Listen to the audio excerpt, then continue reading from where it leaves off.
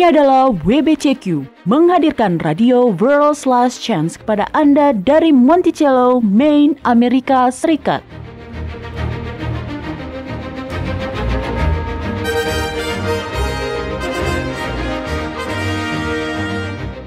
Kejahatan brutal, kerusuhan politik, ketidakstabilan keuangan, semuanya mengarah pada sebuah krisis yang akan datang, krisis yang belum pernah terjadi sebelumnya.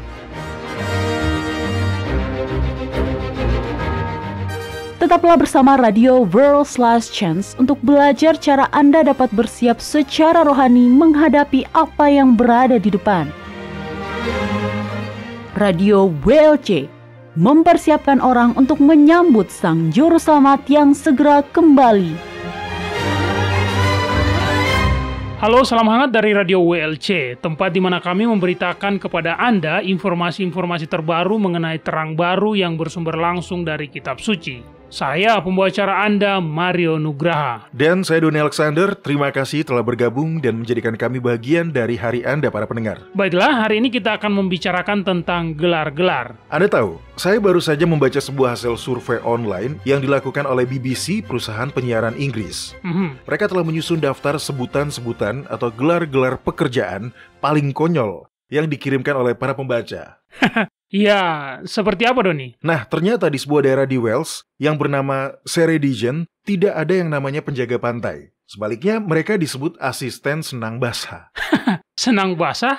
Iya, dan masih ada lagi. Penasihat informasi adalah sebutan atau gelar yang diberikan kepada para pustakawan, sedangkan para pemandu museum disebut koordinator pengajaran interpretatif. Nah Mario, bisakah Anda menebak apa itu agen Angkatan Medan? Oh tidak, kedengarannya seperti sky fiction. Angkatan Medan. Apa itu, Doni? Nah, rupanya agen Angkatan Medan adalah nama pekerjaan yang sekarang disebut pemungut pajak. Tentu saja. Kemudian Anda pasti tahu mengenai gelar-gelar yang diberikan kepada para bangsawan. Iya, jika seorang raja atau ratu dikenal karena penaklukan militernya, mereka akan sering menambahkan yang agung pada nama mereka. Seperti Catherine yang agung dari Rusia atau Alexander yang agung. Oh, itu biasa, Doni. Bagaimana dengan Ethelred, Raja Inggris pada abad ke-10? Gelarnya adalah yang belum siap. Jadi namanya adalah Ethelred yang belum siap. Atau Louis kedua dari Prancis yang juga dikenal sebagai Louis si Gagap. Nah yang terbaru, Kim Jong-il dari Korea Utara, dia memiliki lebih dari 1.200 jenis gelar saat dia meninggal pada tahun 2011. Hah? 1.200? Oke, apa saja? Ada yang Anda ingat, Mario? Tentu, dia disebut pemimpin dengan kepribadian luar biasa. Dia dianggap sebagai penulis terbesar di dunia dan musikal jenius terbesar umat manusia. Dia adalah ahli komputer yang mengejutkan dunia dan juga pemangku cinta panas yang abadi. Ada pasti mengada-ngada soal yang satu itu, Mario. Apa? Anda berpikir seorang pria yang disebut orang suci teragung yang memerintah dengan kemurahan hati yang luas tidak bisa disebut pemangku cinta panas yang abadi? Saya serius, ini semua adalah gelar-gelarnya dan masih ada ribuan lainnya, Doni. Iya. Saya rasa jika Anda akan memberi seseorang banyak gelar, beberapa di antaranya pasti akan sedikit, berlebihan. Iya, begitulah. Nah, dalam kitab suci juga terdapat gelar-gelar, Doni. Misalnya, di seluruh Alkitab ada perintah berulang untuk berseru memanggil nama Tuhan. Sekarang, kita sudah mempelajari bahwa bahasa Ibrani yang asli tidak mengatakan seperti itu. Tuhan, atau yang dalam bahasa kita biasa juga disebut Allah, adalah sebuah gelar umum yang seharusnya tidak ada di sana. Bahasa Ibrani asli jauh lebih spesifik. Ayat itu sebenarnya menggunakan nama pribadi Sang Pencipta dengan mengatakan, berserulah memanggil nama Yahweh. Iya, benar. Nah, ada beberapa bagian seperti kitab Mazmur pasal 68 ayat 4 dan kitab Yesaya pasal 26 ayat 4, di mana versi singkat dari namanya digunakan yaitu Yah. Tapi begitulah, dari saat itu pula nama ilahi ini disembunyikan di balik gelar-gelar umum seperti Tuhan atau Allah. Saya sangat yakin setan ikut campur dalam hal itu, Mario. Ya, tentu saja. Bagaimana orang-orang percaya bisa memanggil nama Yahweh ketika mereka tidak tahu nama Yahweh? Sudah pasti mereka tidak akan bisa. Tapi masih ada lagi. Ada kuasa yang nyata dalam nama ilahi. Benar. Baiklah, saya akan meluangkan beberapa menit untuk membahas ini bagi siapapun yang baru pertama kali bergabung dengan siaran kita. Oke. Nama Yahweh sangat tidak biasa. Nah, Anda tahu, kebanyakan nama adalah merupakan kata benda. Saat istri Anda hamil, apakah kalian kesulitan mencari nama bayi yang cocok? Baiklah, karena dialah yang membawa bayi ini ke sana kemari dalam kandungan dan menjalani proses persalinan hingga melahirkan, saya berkata kepadanya bahwa dia boleh memberikan nama pada bayi itu dengan syarat saya memiliki hak veto untuk mengubahnya jika diperlukan. Iya, tampak adil. Tapi ya, dia memiliki buku yang berisi daftar nama-nama bayi dan dia menghabiskan waktu berbulan-bulan membuat daftar nama dan kombinasi nama yang berbeda. Iya. Dia ingin menemukan nama yang tepat, nama yang memiliki makna yang indah dan sekaligus nyaman didengar saat disebut. Itu perpaduan sempurna yang dicarinya, Doni. Ya, tentu. Itulah yang Anda lakukan sebagai orang tua. Nah, sekali lagi, biasanya nama itu adalah sebuah kata benda. Tapi nama Sang Pencipta itu berbeda. Tolong Mario ambil Alkitab Anda dan buka kitab Keluaran pasal 3. Oke. Pada saat itu Musa sedang berada di depan semak yang terbakar dan mendapatkan perintah untuk kembali ke tanah Mesir. Baiklah, tolong bacakan ayat 13 dan 14 versi modern, di mana namanya diganti dengan gelar. Lalu Musa berkata kepada Allah, "Tetapi apabila aku mendapatkan orang Israel dan berkata kepada mereka, Allah nenek moyangmu telah mengutus aku kepadamu, dan mereka bertanya kepadaku, bagaimana tentang namanya? Apakah yang harus kujawab kepada mereka?" Firman Allah kepada Musa, "Aku adalah aku." Lagi firman-Nya, "Beginilah kau katakan kepada orang Israel itu, Akulah aku telah mengutus aku kepadamu." Aku adalah aku, atau akulah aku, adalah definisi dari Yahwa, dan sebenarnya namanya ini berasal dari kata haya, yang adalah merupakan kata kerja verb of being. Nah, hal ini memang kurang nampak dalam bahasa Indonesia. Namun intinya, semua kata kerja verb of being dapat digunakan sebagai nama Sang Pencipta. Anda tahu, contoh kata verb of being adalah am, is, are, was, were, be, being, been. Nah, semuanya kata ini dengan sempurna menggambarkan satu-satunya makhluk yang sudah ada, sekarang ada, dan akan selamanya ada, dengan sendirinya. Itu luar biasa. Saya pernah menyelidiki kata haya, dan saya mendapati bahwa kata itu digunakan berulang kali di sepanjang kitab Kejadian pasal 1, Doni. Ya. Faktanya, jika Anda melihat kitab Kejadian pasal 1 dalam Alkitab interlinear yang menunjukkan terjemahan bahasa Indonesia tepat di bawah karakter atau huruf-huruf Ibrani yang asli, maka Anda akan melihat bahwa versi Ibraninya lebih singkat dibandingkan dengan versi bahasa Indonesia. Misalnya, dalam bahasa Indonesia dituliskan, "Jadilah terang," lalu terang itu jadi. Tapi dalam bahasa Ibrani hanya tertulis, "Terang, haya, haya, terang." Terang jadi terang. Ya. Jadi menurut saya yang sangat indah dan sangat berarti adalah fakta bahwa ketika Yahwa menciptakan dunia ini, dari ketiadaan menjadi ada, Dia melakukannya dengan menggunakan namanya sendiri. Iya, dan hal itu memiliki alasan. Saya tahu kita sudah membicarakannya sebelumnya, tetapi bagi para pendengar pertama kita, ini adalah kebenaran mendasar yang sangat penting yang perlu Anda ketahui. Ada kuasa ilahi dalam nama Yahwa. Dan tentu saja, gelar-gelar belaka tidak mengandung kuasa yang seperti itu. Kitab Yesaya pasal 55 ayat 10 dan 11 harus dihafal oleh semua orang percaya. Ini sangat kuat.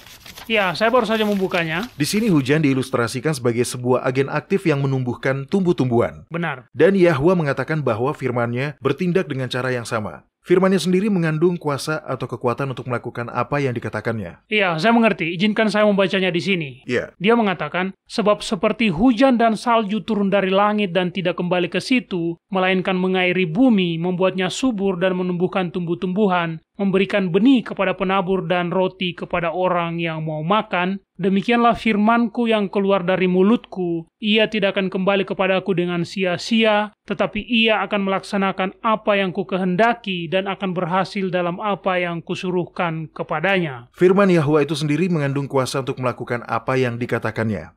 Jadi bagaimana Anda mengaksesnya? Nah, dengan cara berseru memanggil namanya. Namanya yang dikombinasikan dengan kebutuhan Anda menjadi sebuah janji yang kuat. Iya, saya suka itu. Itu sangat menginspirasi iman. Anda sakit dan butuh kesembuhan, firman-Nya kepada Anda adalah, "Jadilah sembuh." Anda dalam bahaya dan perlu diselamatkan, firman-Nya untuk Anda adalah, "Jadilah selamat." Inilah tepatnya alasan mengapa Anda tidak menemukan nama Yahwa dalam Alkitab modern kita. Anda menemukan Allah, Anda menemukan Tuhan, tetapi Anda tidak menemukan Yahwa. Setan menyembunyikan nama ilahi karena dia tahu ada kuasa dan kekuatan di dalam nama itu. Dia menyembunyikan nama itu di balik gelar-gelar umum seperti Tuhan atau Allah, dan itu tidak seharusnya terjadi. Benar, dan memang tidak ada alasan lain mengapa nama itu disembunyikan, selain seperti yang Anda katakan, Doni, selain untuk menahan kuasa yang melekat dalam nama Yahwa yang seharusnya Anda miliki. Maksud saya, coba pikir beberapa nama lain di dalam Alkitab. Maher Salal Hasbas, Messi Lemot, Nergalas Harezer, Sirapmak.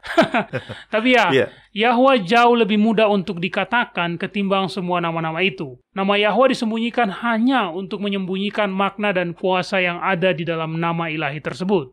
Baiklah, mari kita bicara tentang gelar-gelar. Kitab suci dalam bahasa Ibrani asli menggunakan gelar-gelar juga. Apakah kita harus melakukannya? Apa maksud dari gelar-gelar itu? Apakah kita hanya akan menggunakannya dalam bentuk Ibrani atau dapatkah kita menggunakannya dalam bahasa kita juga? Bagaimana pendapat Anda, Doni? Gelar-gelar itu berguna. Gelar-gelar itu menyampaikan informasi. Misalnya di Amerika Serikat, setiap kali seseorang menyebut yang mulia, mereka tahu orang tersebut merujuk pada seorang hakim. Di Indonesia juga sama. Jadi Anda tentu sudah mengerti. Gelar-gelar itu menyampaikan informasi. Gelar-gelar juga berfungsi untuk menunjukkan sebuah perbandingan. Beginilah kitab suci menggunakannya.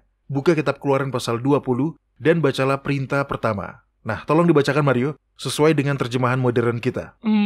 Akulah Tuhan Allahmu yang membawa engkau keluar dari tanah Mesir, dari tempat perbudakan. Jangan ada padamu Allah lain di hadapanku. Ya, tentu saja. Ayat itu di dalam versi aslinya tidak benar-benar mengatakan Tuhan. Tetapi gelar Allah ada di sana. Di dalam versi Ibrani dikatakan, Akulah Yahwa, Elohmu. Jangan ada padamu Eloah lain di hadapanku. Lihat, ayat itu tidak mengatakan bahwa tidak ada Eloah yang lain. Iya, karena ada ilah-ilah palsu. Tepatnya Eloah-Eloah yang palsu. Dan Eloah-Eloah yang palsu ini memang ada dalam pikiran dan sistem kepercayaan orang lain yang ada di luar sana. Apa yang dikatakan di dalam ayat tadi adalah bahwa Eloah Yahwa adalah yang pertama dan terutama di atas semua Eloah lainnya. Karena dia adalah satu-satunya Eloah yang memiliki kehidupan yang bersumber dari dirinya sendiri dan bersifat kekal. Benar. Paulus juga menggunakan gelar-gelar. Mario, tolong bacakan terjemahan modern dari kitab 1 Korintus pasal 8 ayat 4-6 untuk kita. Tidak ada berhala di dunia dan tidak ada Allah lain daripada Allah yang esa. Sebab sungguh pun ada apa yang disebut Allah, baik di sorga maupun di bumi, dan memang benar ada banyak Allah dan banyak Tuhan yang demikian. Namun bagi kita hanya ada satu Allah saja, yaitu Bapa yang daripadanya berasal segala sesuatu. Bagaimana Anda bisa menyampaikan konsep ini tanpa menggunakan gelar-gelar?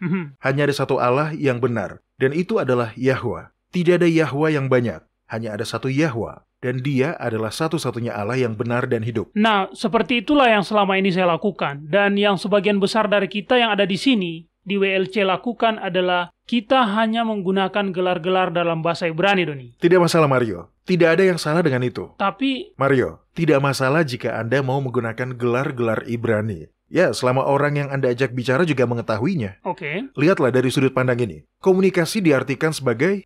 Baiklah, komunikasi adalah sebuah proses pertukaran informasi. Ya, benar. Itu adalah proses dua arah. Jika satu orang berbicara tetapi yang lain tidak memahami, komunikasi tidak terjadi. Nah, apa gunanya menggunakan gelar-gelar Alkitab jika tidak ada orang yang mengerti apa yang Anda katakan? Benar, itu benar. Ingat juga, Yahwa dengan sengaja mengacaukan bahasa-bahasa di Babel. Kata-kata pada dasarnya bukanlah dosa. Itu hanya suara. Yahwa adalah ahli bahasa di balik setiap bahasa. Sebelum peristiwa Menara Babel, semua orang berbicara dengan bahasa yang sama. Yahwa mengacaukan bahasa dengan sengaja.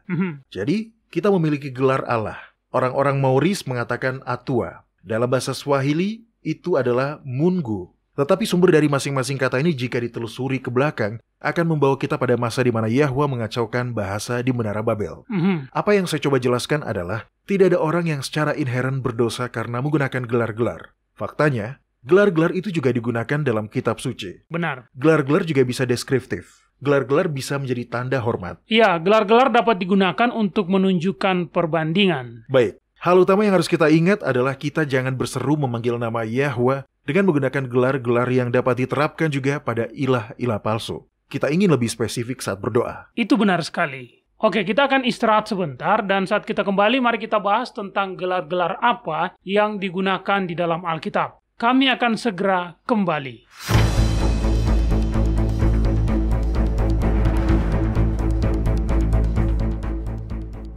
World's Last Chance telah membuat lebih dari 1.500 video dokumenter dalam lebih dari 30 bahasa. Kunjungi situs kami di worldslastchance.com atau nonton videonya pada channel WLC di YouTube. Video-video dokumenter baru tentang berbagai topik penting terus dirilis sepanjang waktu. Mulailah menontonnya dan pelajarilah kebenaran selama Anda masih memiliki kesempatan di worldslastchance.com.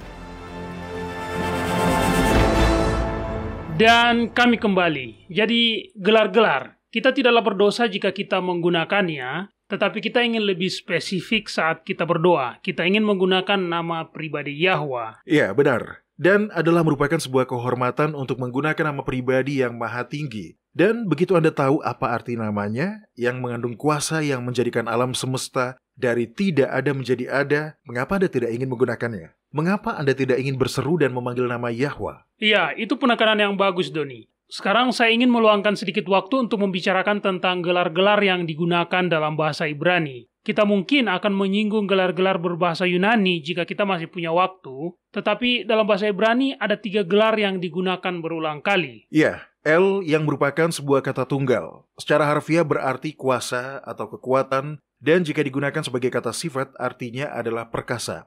Gelar ini setara dengan kata Allah atau Tuhan dalam bahasa Indonesia. Ya, itu juga bisa berarti maha kuasa, seperti yang ada dalam kalimat yang maha kuasa, ya kan? Iya, benar. Namun hal yang perlu diingat adalah bahwa walaupun gelar ini digunakan untuk diterapkan pada Yahwa, gelar ini juga digunakan untuk merujuk pada dewa-dewa palsu. Nah, sekali lagi, ini hanyalah sebuah gelar. Gelar ini tidak berisi kuasa yang ada di dalam nama pribadi Yahwa. Tetapi gelar ini sering digunakan bersamaan dengan nama Yahwa.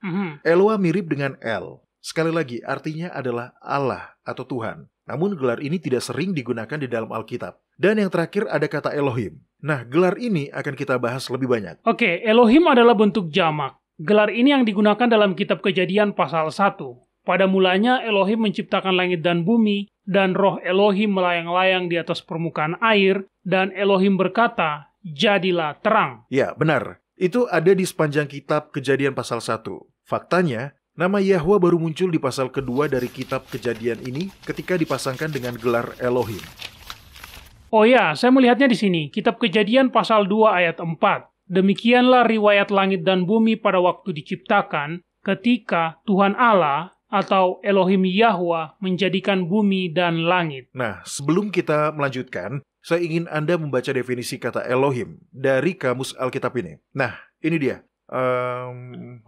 Nomor 430. Tolong dibacakan, Mario. Baiklah, di sini dikatakan, Elohim bentuk jamak dari Eloa, artinya Allah dalam arti biasa. Tetapi secara khusus digunakan dalam bentuk jamak, terutama digunakan bersamaan dengan Tuhan yang Maha Esa. Kadang-kadang diterapkan sebagai bentuk penghormatan kepada para hakim, dan terkadang juga sebagai superlatif. Jamak dalam artian jumlah mengacu pada para penguasa, para hakim, pribadi yang ilahi, makhluk-makhluk super termasuk Tuhan dan malaikat. Oh, ini menarik. Saya perhatikan sampai ke bawah dan saya melihat kata ini juga digunakan setidaknya 2 kali untuk merujuk pada dewa-dewi. Saya harus mengatakan, Anda baru saja membuat saya menjadi bingung lebih dari sebelumnya, Doni. Kata ini mengacu pada Yahwa, tetapi ternyata kata ini tidak hanya mengacu pada Yahwa. Iya, benar. Karena kata ini hanyalah sebuah gelar, seperti Allah atau Tuhan. Baik, tapi ini adalah bentuk jamak. Anda tahu saya tidak meyakini doktrin Tritunggal, dan saya tahu Anda juga tidak. Dan baru-baru ini kita sudah belajar bahwa Sang Juru Selamat juga tidak ilahi. Dia memang anak tunggal Yahwa, tapi dia tidak ilahi. Jadi, bagaimana Anda menjelaskan hal ini, Doni? Nah, inilah alasan mengapa saya ingin membicarakan hal ini pada saat ini. Kebanyakan orang Kristen modern telah diindoktrinasi ke dalam bidah ketuhanan Tritunggal ini. Bapa yang kekal yang ada dengan sendirinya, dan ada sang anak yang sama-sama ilahi, dan juga ada dengan sendirinya. Kemudian ada Roh Kudus yang misterius, tanpa tubuh, namun juga ilahi, dan ada dengan sendirinya. Iya, begitulah. Kita semua sudah dibaptis dalam nama Bapa, Anak, dan Roh Kudus. Ya, walaupun kita tidak benar-benar diberitahu siapa namanya, tapi terserahlah. Dan ada himne-himne juga. Oke, saya teringat saat saya masih kecil, setiap kali kami pergi ke gereja, mereka selalu memulai kebaktian gereja dengan doksologi. Anda tahu bunyi baris terakhirnya, Mario? Ya, terpujilah Bapa, Putra, dan Roh Kudus. Nah, itu dia. Tapi ini bertentangan dengan kitab suci, Mario. Buka kitab Ulangan dan bacalah pasal 6 ayat 4 untuk kita. Oke. Atau katakan saja, jika Anda sudah menghafalnya. Iya, saya hafal ayat itu. Ayat itu berkata, "Dengarlah hai orang Israel, Yahwa Eloa kita, Yahwa itu Esa." Nah, terjemahan bahasa sehari-harinya bahkan lebih baik, Doni. Di situ dikatakan, "Dengarlah hai Israel, Yahwa adalah Eloa kita, Yahwa sendiri, atau satu-satunya." Itu lebih jelas. Ya, benar. Hanya ada satu Tuhan yang benar, dan itu adalah Yahwa. Dari 66 kitab yang membentuk Alkitab, Anda akan berpikir bahwa jika Tritunggal itu memang ada, maka Anda akan menemukannya dijelaskan di suatu tempat di sana. Tetapi ternyata tidak. Tunggu sebentar. Untuk para pendengar kami yang belum sempat mempelajari hal ini, saya ingin menambahkan sebuah penjelasan singkat. Doni benar. Doktrin ketuhanan Tritunggal adalah doktrin sesat yang baru muncul kemudian, dan itu berasal dari agama berhala. Nah, beberapa dari Anda mungkin berpikir, bagaimana Anda bisa mengatakan Tritunggal tidak ada di dalam Alkitab? Kitab 1 Yohanes pasal 5 ayat 7 mengatakan, sebab ada 3 yang memberi kesaksian di dalam sorga, Bapa, Firman, dan Roh Kudus, dan ketiganya adalah satu. Para pendengar, Tritunggal memang ada di dalam Alkitab, di dalam Alkitab modern kita. Tetapi Anda perlu memahami bahwa ayat itu barulah ditambahkan 1000 tahun kemudian. Itu tidak ada di dalam manuskrip awal Alkitab. Itu barulah ditambahkan kemudian hari setelah gereja sudah murtad dalam hal ini. Jadi, Doni benar, Tritunggal tidak ada di dalam kitab suci. Tapi, kembali ke awal, saya punya pertanyaan yang saya harap Anda bisa jelaskan kepada kami, Doni. Saya mengerti bahwa Trinitas atau Tritunggal adalah konsep dari para penyembah berhala. Itu tidak ada di dalam Alkitab. Saya telah mempelajarinya dan saya meyakini itu. Saya juga mempelajari bukti bahwa Sang Mesias, sekalipun dia adalah anak Yahwa, dia sepenuhnya adalah manusia. Saya juga sudah memahami hal itu. Jadi, mengapa bahasa Ibrani merujuk pada Yahwa dengan menggunakan sebuah istilah jamak? Saya bisa melihat penulis Alkitab menggunakan kata El atau Eloa, tapi mengapa kata Elohim juga digunakan? Itu belum masuk akal saya, Doni. Yahwa adalah Tuhan yang satu itu. Jadi mengapa dia dirujuk dengan menggunakan sebuah kata yang berbentuk jamak? Hal ini sedikit menjadi batu sandungan bagi saya. Saya akan memberitahu Anda, Mario, dan jawabannya sangat sederhana, sehingga ini akan mengejutkan Anda. Ini adalah sebuah perangkat sastra Ibrani. Sebuah perangkat sastra? Hanya itu? Iya, hanya itu. Sebuah perangkat sastra Ibrani? Iya, mereka akan melakukan ini ketika mereka ingin memperbesar atau menekankan pentingnya seseorang. Itu saja. Tidak ada signifikansi teologis yang besar untuk itu. Ingat, istilah itu juga bisa digunakan untuk diterapkan pada hakim. Jadi, Anda bisa menyebut hakim lokal Anda sebagai El. Tetapi hakim kepala di Yerusalem, saya tidak tahu apakah mereka memiliki jabatan seperti itu. Tetapi demi penjelasan ini, katakanlah demikian. Hakim kepala yang mengatasi semua hakim lainnya bisa dengan tepat disebut dengan menggunakan bentuk jamak Elohim. Karena dia lebih penting dari siapapun. Dia lebih tinggi dari semua hakim yang lain. Nah, itu masuk akal. Yahwa sebagai Tuhan segala Tuhan, kepala atas semua Allah yang lainnya akan disebut dalam bentuk superlatif Elohim. Ya, benar. Baiklah, mari kita beralih ke kitab Perjanjian Baru sekarang. Ada sejumlah bagian dalam kitab Perjanjian Baru di mana kata Tuhan muncul. Biasanya, walaupun tidak selalu, bergandengan dengan nama Sang Juru Selamat. Apa arti kata Tuhan dalam bahasa Yunani? Saya menduga itu bukan Yahwa. Bukan, itu berasal dari kata Yunani kurios. Di dalam kamus Alkitab, penjelasan untuk kata ini cukup panjang. Jadi kita tidak akan membaca semuanya. Oke. Tetapi saya telah menyalin halaman tersebut dan saya ingin Anda membaca bagian yang ditandai ini. Kutipan ini sangat cocok untuk diskusi kita. Ini dari kamus Alkitab Strong? Ya. Oke. Silakan bacakan bagian yang sudah ditandai, Mario. Itu berarti otoritas tertinggi, Tuan, Guru, Tuhan. Para kurios memangku otoritas moral khusus yang mempertimbangkan kebaikan dari mereka yang menjalankannya. Kurios, yang berarti memiliki kekuasaan atau otoritas, yang diterjemahkan dalam Perjanjian Baru dengan berbagai cara seperti Tuhan, Guru, Pemilik, Tuan, adalah sebuah gelar yang memiliki arti luas. Ini digunakan sebagai gelar penghormatan yang ditujukan kepada seorang ayah, seorang suami, seorang tuan, seorang penguasa, seorang malaikat, dan juga merupakan gelar kesopanan yang ditujukan kepada orang asing. Jadi, seperti kata El di Perjanjian Lama, kurios ini hanyalah sebuah gelar. Lalu bagaimana dengan Tuhan? Sekali lagi, itu hanyalah sebuah gelar. Itu berasal dari kata theos dalam bahasa Yunani. Itu berarti pribadi ilahi. atau dewa, terutama ditujukan pada dewa tertinggi. Orang Yunani menggunakannya sebagai istilah dalam agama politeistik mereka. Oke. Nah, sekali lagi, itu hanya sebuah gelar. Itu sama dengan kata Tuhan dalam bahasa Indonesia. Nah, Yesus atau Jesus dalam bahasa Inggris adalah hasil transliterasi bahasa Yunani. Bahasa Yunani tidak memiliki bunyi Y, jadi mereka tidak bisa mengucapkan atau mengeja nama aslinya, yaitu Yahushua. Ya, saya suka dengan nama Sang Juru Selamat. Yahwa lah yang memberikan nama itu, bukan Maria dan Yusuf. Benar. Anda ingat ketika Maria sedang mengandung, seorang malaikat menampakkan diri kepada Yusuf dan meyakinkan bahwa bayi itu akan menjadi Mesias. Yusuf diberitahu, engkau akan menamakan dia Yahushua, karena dialah yang akan menyelamatkan umatnya dari dosa mereka. Dan itu secara harfiah adalah arti dari namanya. Penyelamat? Sebenarnya artinya adalah Yahwa menyelamatkan, atau lebih tepatnya keselamatan Yahwa. Namanya sendiri adalah pernyataan bahwa dialah sarana yang digunakan Yahwa untuk menyelamatkan setiap orang yang menerima anugerah keselamatannya. Namanya bukanlah Yahwa plus usahaku menyelamatkan, atau Yahwa dan aku menyelamatkan aku. Namanya adalah keselamatan Yahwa, karena Yahwa menyelamatkan. Ya, saya suka bagaimana nama Yahwa sebagai kata verb of being menjelaskan siapa dia, sumber dari segala kehidupan yang ada dengan sendirinya. Nama Yahushua menjelaskan siapa dan apa dia juga. Secara harfiah, dia adalah keselamatan Yahwa. Sangat indah. Dan tujuan dari diberikannya nama-nama ilahi ini adalah untuk menginspirasi iman di dalam hati kita. Seperti yang dikatakan Paulus dalam kitab Roma pasal 6 ayat 23. Sebab upah dosa ialah maut, tetapi karunia Yahwa ialah hidup yang kekal dalam Yahushua, Tuhan kita. Itu bukanlah sesuatu yang harus kita usahakan. Itu adalah sebuah hadiah, sebuah anugerah, dan itu sudah menjadi milik Anda. Yang harus Anda lakukan adalah menerimanya. Iya, karena begitu besar kasih Yahwa akan dunia ini, sehingga ia telah mengaruniakan anaknya yang tunggal, supaya setiap orang yang percaya kepadanya tidak binasa, melainkan beroleh hidup yang kekal. Amin. Itulah Tuhan yang kita layani, satu-satunya yang benar, satu-satunya Allah yang hidup. Satu-satunya Tuhan yang merupakan perpaduan sempurna antara keadilan dan belas kasihan. Baiklah, jangan kemana-mana para pendengar, kami segera kembali, dan saat kami kembali nanti, kami akan menjawab pertanyaan-pertanyaan yang Anda kirimkan ke kotak surat harian kita. Tetaplah di sini.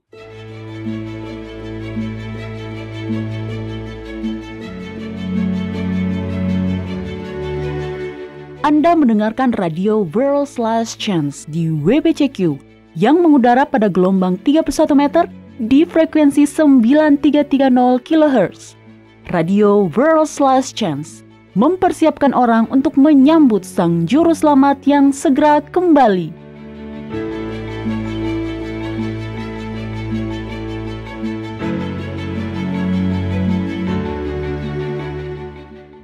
Tahukah Anda bahwa ketika Sang Juru Selamat ada di bumi, orang-orang Yahudi tidak menggunakan kalender Julian atau kalender Masehi untuk menentukan hari Sabat? Mereka benar-benar tidak menggunakan kalender itu. Pada saat itu, kalender Julian yang mereka gunakan memiliki minggu yang berisi 8 hari, dan pada saat itu orang-orang Yahudi masih menggunakan kalender lunisolar penciptaan untuk menentukan hari-hari ibadah mereka. Fakta-fakta sejarah membuktikan bahwa kalender yang digunakan saat ini berasal dari agama berhala. Ini penting karena sebagian besar orang menentukan hari-hari ibadah mereka dengan kalender Masehi buatan Paus Gregorian yang bersumber langsung dari kalender Julian milik para penyembah berhala. Jika Anda ingin mempelajari lebih lanjut tentang fakta sejarah yang menarik namun masih sedikit diketahui ini, bacalah semuanya di situs web kami di worldslastchance.com. Pilih bahasa Indonesia dan bacalah artikel dengan judul Mingguan 7 Hari Modern. Menelusuri sejarah sebuah kebohongan. Anda akan terkejut dengan apa yang Anda pelajari. Sekali lagi, bacalah artikel dengan judul Mingguan 7 Hari Modern. Menelusuri sejarah sebuah kebohongan di worldslastchance.com. Anda berhak untuk mengetahui kebenaran.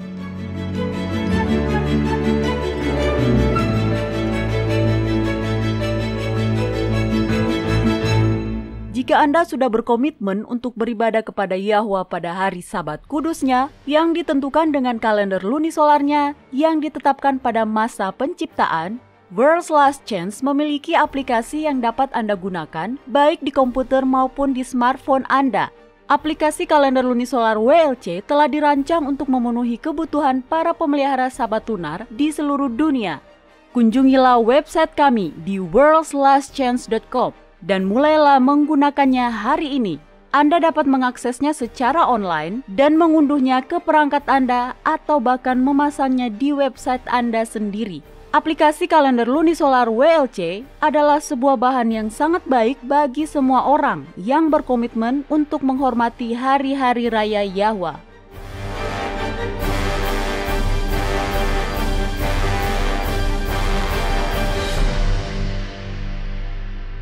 Nah, pertanyaan hari ini yang masuk di kotak surat harian kita berasal dari Juneau di Alaska. Ya, Alaska adalah wilayah pinggiran Amerika Serikat yang dingin dan wilayahnya terjepit oleh Kanada dan Siberia. Alaska sebenarnya tidak terjepit. Ini adalah sebuah negara bagian yang sangat besar. Garis pantai Alaska sebenarnya lebih panjang dari gabungan semua negara bagian lainnya. Betulkah? Dan Juneau, Anda mengatakan pertanyaan itu datang dari seseorang di Juneau. Ya. Luas daratan kota itu adalah sekitar 7.000 km persegi. Wah, itu pasti salah. Ya, saya tahu kedengarannya gila. Tapi saya sudah membacanya dari berbagai sumber. Luas daratan Juneau sebenarnya lebih besar dari beberapa negara bagian Amerika Serikat. Wow, baiklah kalau begitu. Anda telah mengejutkan saya hari ini, Doni. Brenda punya pertanyaan untuk kita. Dia menulis, saya tahu bahwa Yahwa adalah kasih, tetapi sejujurnya saya hampir tidak bisa melihatnya di perjanjian lama. Apakah dia berubah? Atau bagaimana di perjanjian lama dan perjanjian baru? Dia tampak begitu kasar di perjanjian lama, tapi dia begitu penuh kasih di perjanjian baru. Itu pertanyaan yang bagus, dan ini meresahkan banyak orang. Jadi saya senang mendapatkan kesempatan untuk menjawabnya di sini. Nah, mari kita mulai dengan membaca kitab Maleakhi pasal 3 ayat 6. Oke. Tolong buka dan bacakan untuk kita, Mario. Ini adalah dasar untuk memahami jawaban atas pertanyaan Brenda. Kitab Maleakhi pasal 3 ayat 6. Di sini dikatakan, bahwasanya aku Yahwa tidak berubah, dan kamu, Bani Yakub, tidak akan lenyap. Yahwa tidak berubah. Itu adalah fakta yang ditetapkan berdasarkan Alkitab. Dan disitulah kita perlu memulai penyelidikan kita. Baik, saya melihat ayat ini. Menarik bagi saya mengetahui bahwa alasan yang diberikan Yahwa untuk tidak membinasakan bangsa Israel yang memberontak adalah justru karena dia tidak berubah. Dan itu memberitahu Anda apa, Mario?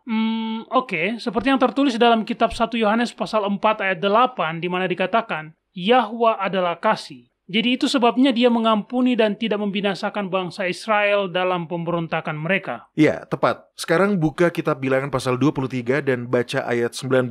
Disinilah Bileam di bawah perintah Yahwa memberkati bangsa Israel. Silakan buka dan baca segera setelah Anda mendapatkannya, Mario.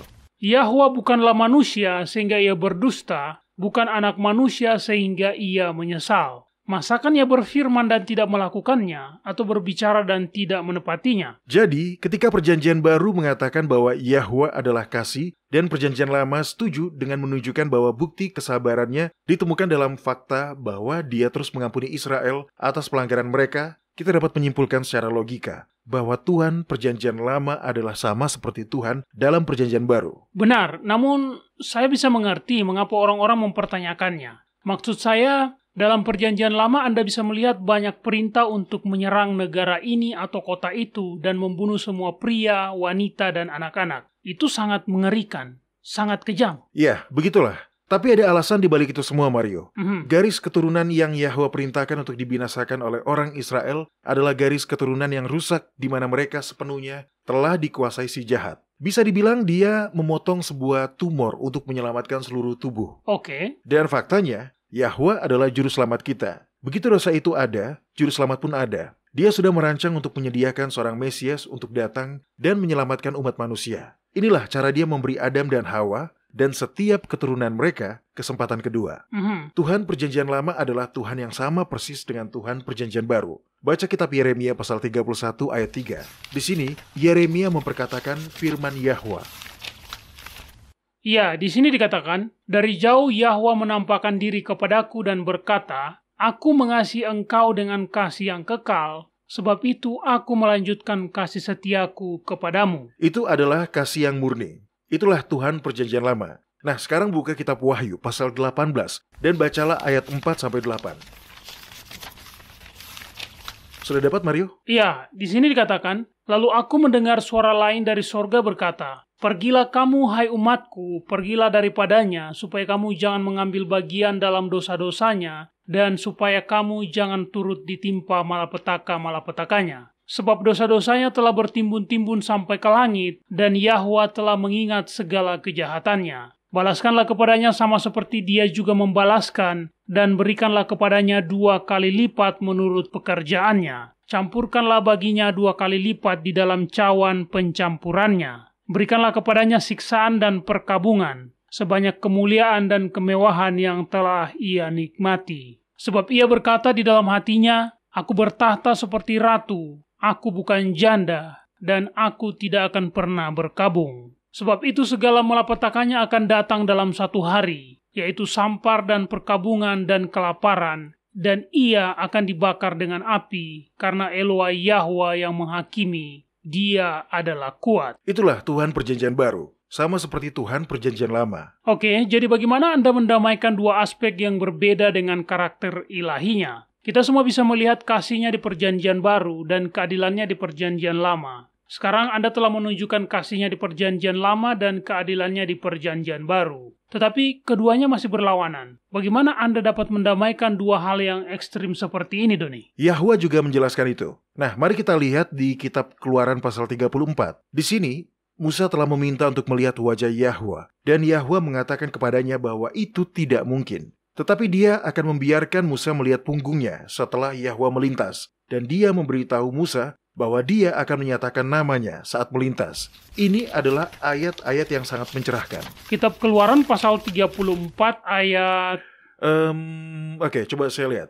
Ayat 5-7. Turunlah Yahwa dalam awan, lalu berdiri di sana dekat Musa serta menyerukan nama Yahwa. Berjalanlah Yahwa lewat dari depannya dan berseru, "Yahwa, Yahwa, El penyayang dan pengasih, panjang sabar, berlimpah kasih-Nya dan setia-Nya, yang meneguhkan kasih setia-Nya kepada beribu-ribu orang, yang mengampuni kesalahan, pelanggaran, dan dosa, tetapi tidaklah sekali-kali membebaskan orang yang bersalah dari hukuman, yang membalaskan kesalahan bapa kepada anak-anaknya dan cucunya, kepada keturunan yang ketiga dan keempat." Yahwa dalam Perjanjian Lama adalah Sang Pencipta penuh kasih yang sama yang ada di dalam Perjanjian Baru. Dia penyayang dan murah hati, berlimpah kasih-Nya dan setia-Nya. Dia mengampuni semua yang datang kepadanya. Tetapi dia meminta pertanggungjawaban dari mereka yang memilih untuk menolak tawaran keselamatannya.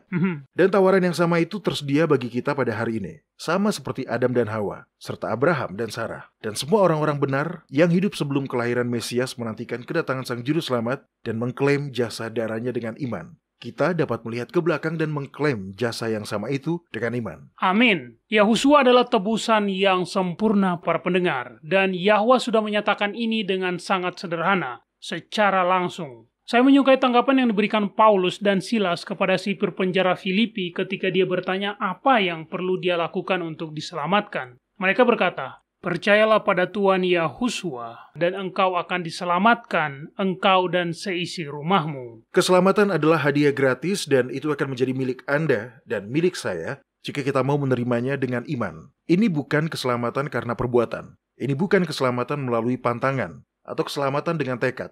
Ini adalah keselamatan karena iman. Iya, kitab 1 Yohanes pasal 3. "Lihatlah betapa besarnya kasih yang dikaruniakan Bapa kepada kita, sehingga kita disebut anak-anak Yahwa. Karena itu, dunia tidak mengenal kita, sebab dunia tidak mengenal Dia." Saudara-saudaraku yang kekasih, sekarang kita adalah anak-anak Yahwa, tetapi belum nyata apa keadaan kita kelak. Akan tetapi kita tahu bahwa apabila Kristus menyatakan dirinya, kita akan menjadi sama seperti Dia, sebab kita akan melihat Dia dalam keadaannya yang sebenarnya. Setiap orang yang menaruh pengharapan itu kepadanya, menyucikan diri sama seperti Dia yang adalah suci. Ya, tetapi pemurnian datang setelah keselamatan itu, sebagai anugerah yang berbeda, bukan sebelum. Dan Tuhan Perjanjian Lama yang sebelum kita dilahirkan, merencanakan cara untuk menyelamatkan kita dan menunjukkannya kepada Adam dan Hawa. Jadi segera setelah ada dosa, Dia turun tangan untuk menyelamatkan kita. Itu adalah Tuhan Perjanjian Lama, Tuhan yang sama dalam Perjanjian Baru. Karena begitu kasih-Nya kepada kita, sehingga Dia mau memberikan dan melahirkan seorang putra melalui Maria untuk menyelamatkan semua orang yang berseru padanya. Amin. Itu sangat indah. Dia tidak pernah berubah. Dia mengasihi kita dulu, sama seperti Dia mengasihi kita sekarang. Baiklah para pendengar, itulah pertanyaan yang dapat kita jawab hari ini. Jika Anda masih memiliki pertanyaan atau komentar, kami juga ingin mendengarnya. Kunjungi situs web kami di worldslastchance.com, pilih bahasa Indonesia dan klik hubungi kami. Kami mungkin tidak dapat membahas semuanya saat siaran, tetapi kami akan menjawab dan membahasnya dalam segmen tanya-jawab di situs web kami.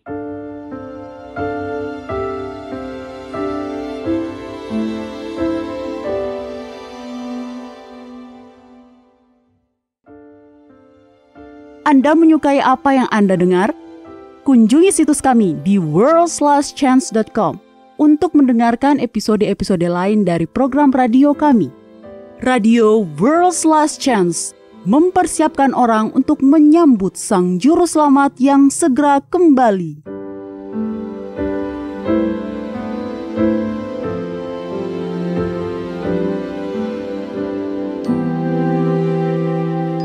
Ini adalah janji harian Anda dari firman Yahwa. Kanker, kata itu sendiri sudah cukup untuk membuat orang takut. Institut Kanker Nasional Amerika melaporkan bahwa pada tahun 2012 ada 8,2 juta kematian terkait kanker di seluruh dunia, dengan 14,1 juta kasus baru yang dilaporkan. Kanker adalah salah satu penyebab utama kematian di seluruh dunia. Secara alami, ketika suami Deb Meyers, Ed, didiagnosis mengidap kanker, emosi utama yang dia rasakan adalah ketakutan. Meskipun kanker tumbuh dengan lambat, itu tetaplah kanker.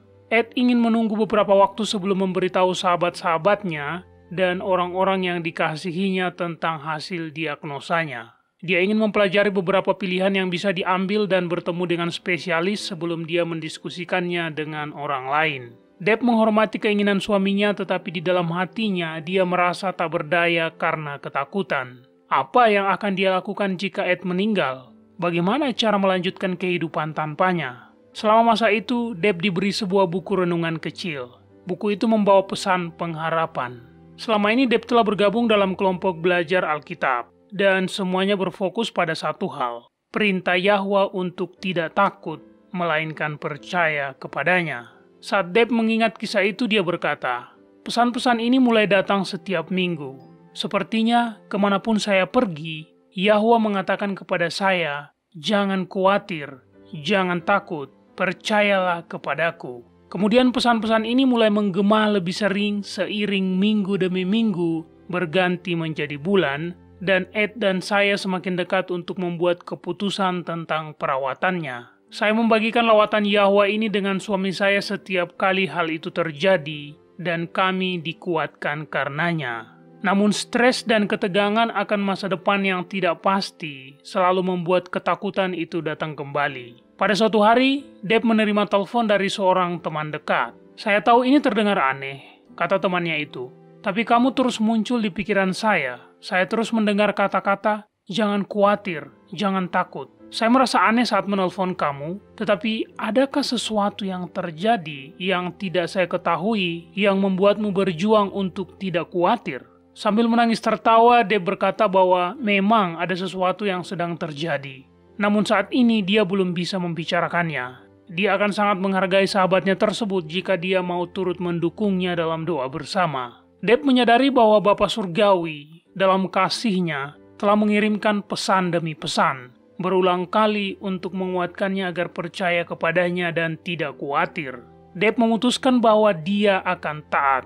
Kata-kata jangan khawatir, jangan takut, aku bersamamu menjadi mantra baginya. Ed masih menderita kanker, tetapi Deb memahami bahwa Yahwa mengubah cara dia memandang seluruh situasi tersebut. Deb berkata, saya belajar untuk percaya realitas kehadiran Yahwa dalam kehidupan saya sehari-hari. Percaya pada kuasa-Nya dalam membimbing, menguatkan, dan berbicara kepada saya melalui firman-Nya, melalui doa, dan melalui teman-teman seiman. Perintah berulang untuk tidak khawatir bukanlah janji bahwa Ed akan disembuhkan secara ajaib, tetapi bahwa Yahwa akan menyertai mereka melalui lika-liku kehidupan apapun hasilnya. Perawatan Ed ternyata berhasil.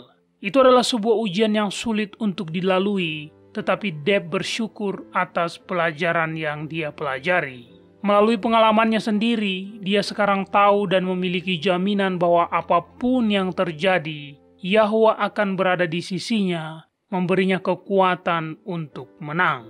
Para pendengar, hidup ini memang tidak mudah. Kita semua memiliki beberapa ujian dan ketakutan setiap hari.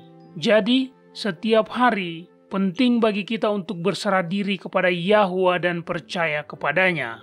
Kitab Ulangan pasal 31 ayat 8 mengatakan, "Sebab Yahwa, Dia sendiri akan berjalan di depanmu, Dia sendiri akan menyertai engkau. Dia tidak akan membiarkan engkau dan tidak akan meninggalkan engkau.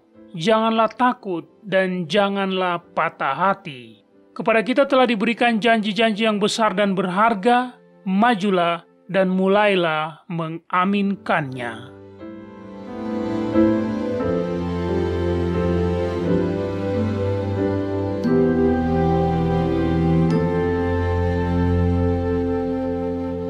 World's Last Chance berdedikasi untuk mempersiapkan orang menyambut Sang Juru Selamat yang segera kembali.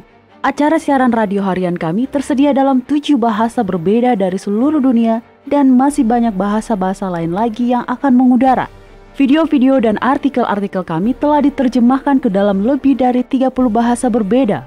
Dan kami tidak hanya fokus pada salah satu poin pengajaran. Kami bersedia untuk bekerja sama dengan surga untuk membawa semua kebenaran ke dunia. Artikel-artikel dan video-video kami mencakup berbagai topik-topik penting pada pertumbuhan dan pembangunan dari perjalanan kekristenan. Kami menghadirkan materi yang mencakup kesalehan praktis di dalam kehidupan sehari-hari, doktrin Alkitabiah yang benar-benar hanya didasarkan pada firman Yahwa, kalender Sang Pencipta, dan nubuatan akhir zaman yang penting untuk Anda ketahui. Kami bahkan membahas berbagai macam angin pengajaran yang palsu yang telah digunakan oleh setan untuk menipu banyak orang, dan mengungkapkan mengapa itu salah dan apa yang benar berdasarkan Alkitab. Kunjungilah kami hari ini di worldslastchance.com. Pelajarilah kebenaran di hari-hari terakhir ini.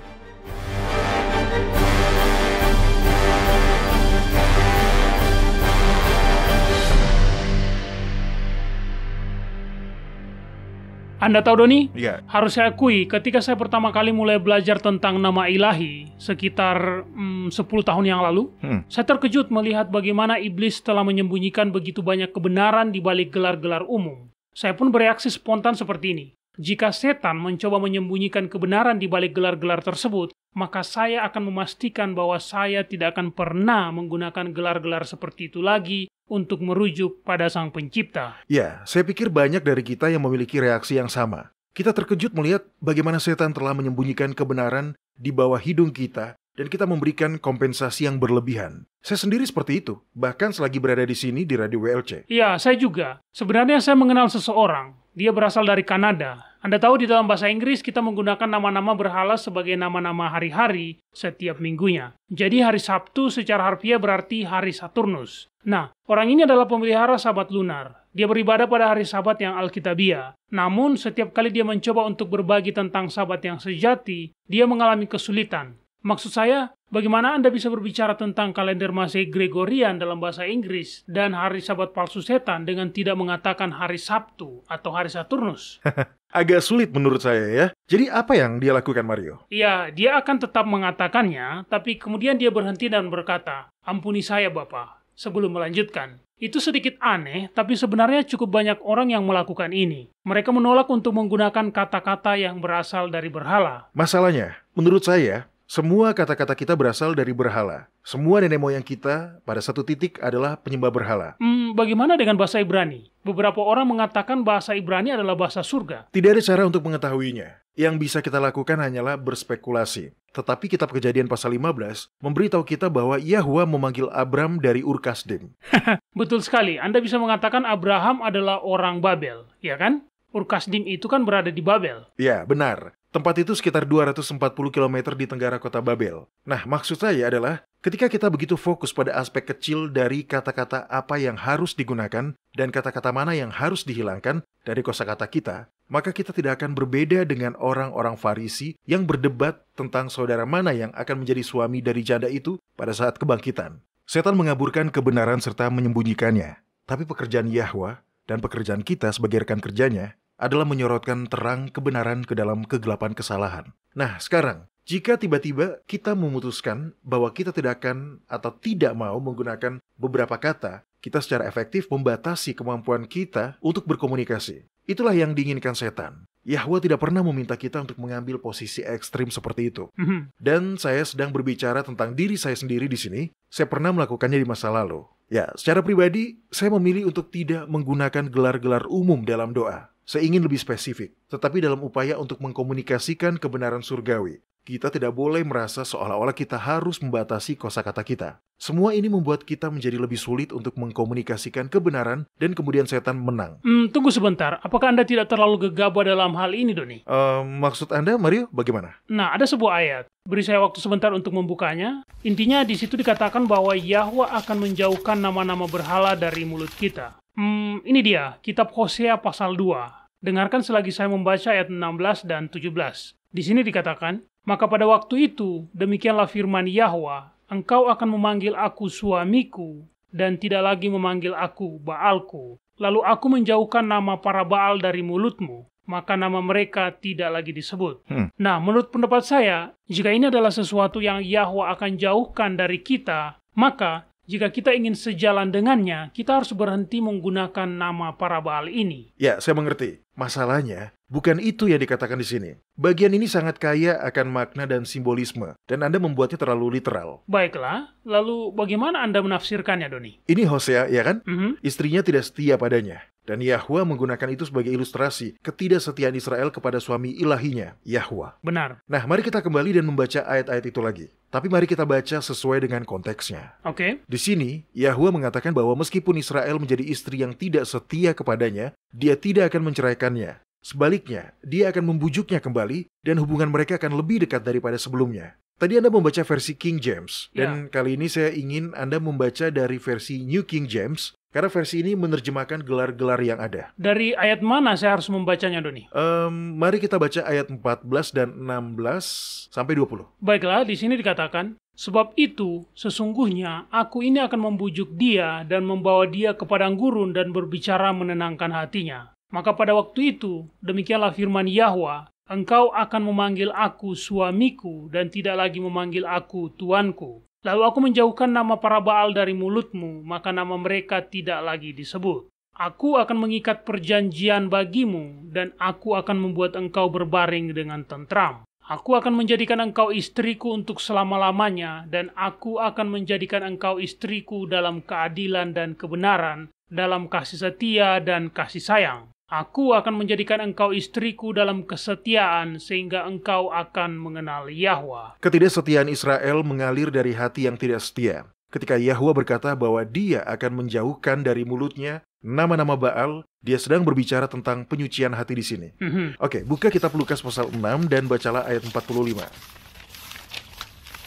Baik, orang yang baik mengeluarkan barang yang baik dari perbendaharaan hatinya yang baik, dan orang yang jahat mengeluarkan barang yang jahat dari perbendaharaan hatinya yang jahat. Karena yang diucapkan mulutnya meluap dari hatinya. Dosa memisahkan kita dari Yahwa. Untuk benar-benar menghilangkan nama-nama Baal dari mulut kita, maka itu harus disingkirkan dari hati kita. Dan inilah masalahnya, kita tidak bisa melakukannya. Jadi ini harus dianugerahkan. Ya, memang. Kita tidak bisa melakukannya. Kitab Filipi pasal 2 ayat 13. Karena Yahwa lah yang mengerjakan di dalam kamu, baik kemauan maupun pekerjaan menurut kerelaannya. Keselamatan yang penuh dan lengkap tersedia bagi kita semua. Kita hanya harus memilih apakah kita mau menerimanya atau tidak.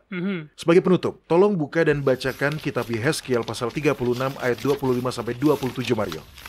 Baik, di sini dikatakan, aku akan mencurahkan kepadamu air jernih yang akan mentahirkan kamu dari segala kenajisanmu dan dari semua berhala-berhalamu. Aku akan mentahirkan kamu. Kamu akan kuberikan hati yang baru dan roh yang baru di dalam batinmu, dan aku akan menjauhkan dari tubuhmu hati yang keras dan kuberikan kepadamu hati yang taat. Rohku akan kuberikan diam di dalam batinmu, dan aku akan membuat kamu hidup menurut segala ketetapanku, dan tetap berpegang pada peraturan-peraturanku dan melakukannya. Keselamatan adalah sebuah anugerah, dan bukan anugerah namanya jika Anda harus mengusahakannya. Itu namanya adalah upah. Keselamatan di sisi lain hanya menunggu Anda untuk menerimanya dengan iman. Ya, Yahwa tahu kelemahan kita. Dia tahu kita hanyalah debu. Dialah yang membuat keselamatan itu tersedia, supaya setiap orang yang mau dapat diselamatkan. Baiklah para pendengar, kami berharap Anda dapat bergabung bersama kami lagi besok. Sampai jumpa, dan ingat, Yahuwah mengasihi Anda dan Dia aman untuk dipercaya.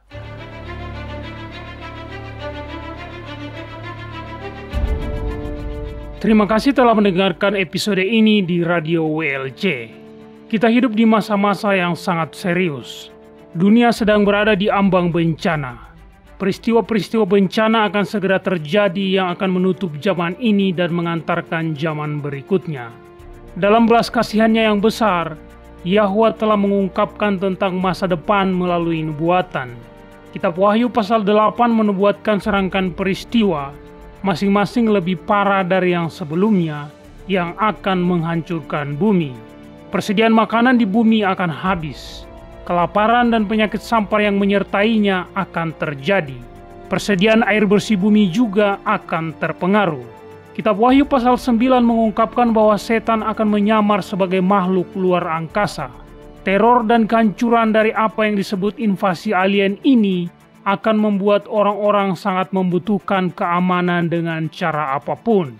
Kebebasan untuk hidup dan beribadah sesuai keyakinan di dalam hati akan menjadi tinggal kenangan. Banyak nyawa akan hilang selama rangkaian peristiwa ini, dan ketika tanda binatang itu dipaksakan, akan ada yang menjadi martir. Setiap peristiwa akan mendatangkan krisis baru berikutnya, sebagai sebuah panggilan belas kasihan yang terakhir untuk bertobat, karena Yahuwah menghendaki supaya jangan ada yang binasa, melainkan supaya semua orang berbalik dan bertobat.